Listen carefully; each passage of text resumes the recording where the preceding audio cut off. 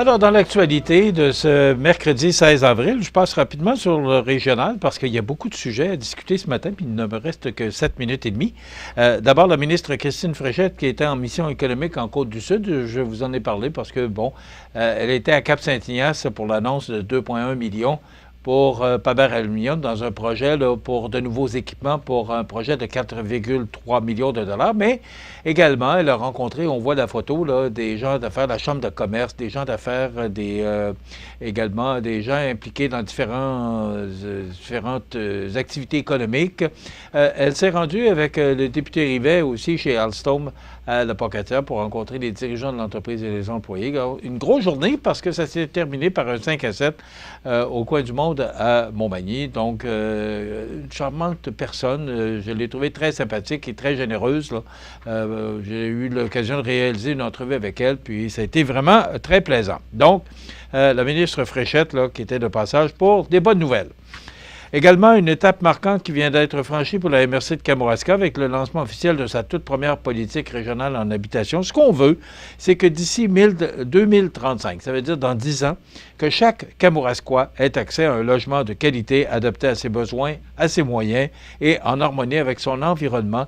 La politique s'articule autour de 3 grandes orientations, donc un leadership mobilisateur et concerté dans le domaine de l'habitation, stimuler la diversité et l'augmentation de l'offre résidentielle pour répondre aux besoins de tous les ménages, peu importe leur situation financière. Et enfin, la 3e orientation qui entend favoriser des milieux de vie inclusifs, sensibles aux réalités des personnes en situation de vulnérabilité. Donc, il y a un comité qui a été formé de 25 personnes. Alors, ce qu'on veut, c'est qu'en 2035, tout le monde ait un logement. C'est le vœu pieux de tout le monde au Québec. On sait qu'on vit une crise du logement, pas juste au Québec, au Canada. Donc, il y a des actions qui sont prises en ce sens-là. Le comité de transition scolaire de Montmagny qui lance fièrement la 5e édition de la semaine de la première transition scolaire qui se tiendra du 5 au 9 mai. C'est qu'on prend nos tout petits et tranquillement, durant toute cette semaine-là, il y a des activités tout au cours de la semaine pour les initier au changement là, de la garderie vers l'école. Ça a bien changé. Parce que moi, quand j'ai commencé l'école, je me souviens, le matin, ma maman est venue me porter pour la première année. Dans le temps, il n'y avait pas de maternelle. Alors, c'est envoyé à l'école. Puis, s'il n'y avait pas toute cette préparation-là, que je salue d'ailleurs, ça aide les gens à mieux se préparer pour cette première journée de l'école. Puis c'est un changement majeur aussi dans la vie de l'enfant. Le candidat conservateur dans le Côte-du-Sud du Rivière-du-Loup, Katascomique, Témiscouata, Bernard Généreux, qui maintient fermement sa position. La traverse de Rivière-du-Loup doit rester là où elle est et être modernisée. Selon lui, il s'agit d'une erreur de vouloir relocaliser la traverse de Rivière-du-Loup. Et d'ailleurs, on en parle ce matin dans le Journal de Québec. Mme Guilbeault, qui est critiquée sur un projet de traverse sous la plume de Jean-François Racine ce matin.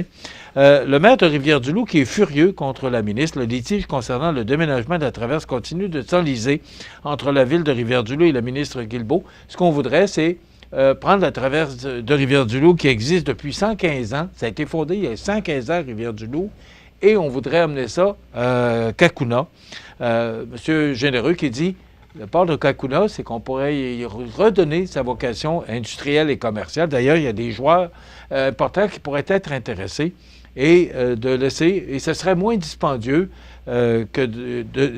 ce serait moins dispendieux de laisser la traverse à Rivière-du-Loup et de procéder à des réparations parce que c'est quand même, ça a quand même 115 ans. Ça a été réparé depuis 115 ans, mais quand même, on pourrait procéder à certaines réparations. Ça serait moins dispendieux.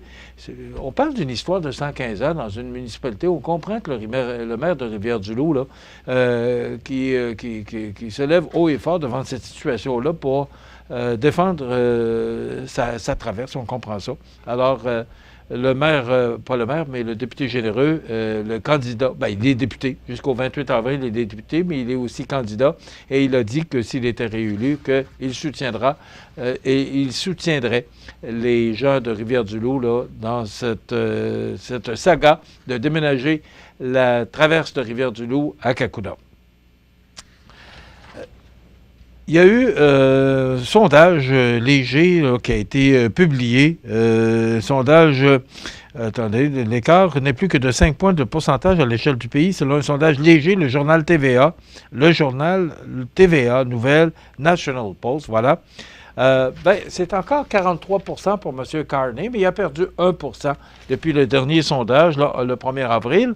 Et M. Poilievre, lui, a gagné 1 depuis le sondage du 1er avril. On donne 8 à M. Singh et 5 à M. Blanchette. On sait que c'est au Canada, donc le Bloc québécois au Canada, alors les 5 sont du Québec. Mais, vous savez qu'il y a un débat des chefs ce soir. Et je voulais vous montrer, Jean, j'espère que tu as eu le temps de sortir cette caricature dans le Journal de Québec de ce matin. On a décidé, le débat devait avoir lieu à 20 h, on a décidé de le reculer à 18 h. Pourquoi? Parce que les Canadiens de Montréal jouent le match de la saison. Il manque 1 point pour le Canadien pour pouvoir passer aux séries. On sait qu'hier, Columbus a gagné 3-0 contre Philadelphie. Donc, Columbus qui chauffe les faufounes des Canadiens de Montréal. Et là, on a décidé, comme c'est un match important, de reculer de 2 heures. Écoutez, je ne vous cache pas ma surprise de voir qu'un débat électoral, il y a une élection par 4 ans, c'est quand même une élection canadienne. Oui, c'est un débat en français, là. Alors, naturellement, que ça touche particulièrement plus le Québec, mais quand même, il y a d'autres régions, là, comme Nouveau-Brunswick et d'autres, qui peuvent écouter ce débat-là en français. Et là, il y a la caricature de ce matin, c'est avec Dimidov. Tout le monde a un gilet du 93, du numéro 93 que porte Dimidov, le nouveau joueur russe là, qui s'est joint aux Canadiens de Montréal lundi. Et ici, on voit la cathédrale ou la basilique de Rome, parce que vous savez qu'on est dans la Semaine Sainte. Je ne sais pas si vous avez pensé à ça, mais on est dans la Semaine Sainte. Alors, j'ai trouvé cette caricature-là vraiment drôle.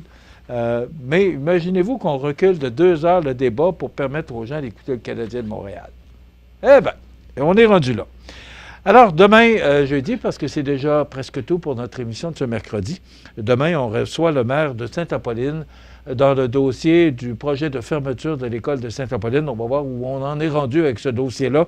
Il viendra là, nous donner exactement, avec toutes les rencontres que le maire a eues au cours des derniers jours, il viendra nous faire le bilan de tout ça. Donc, Bruno Gagné, maire de Sainte-Apolline, notre invité de demain. Dans quelques instants, les avis de décès. Passez une bonne journée. À demain.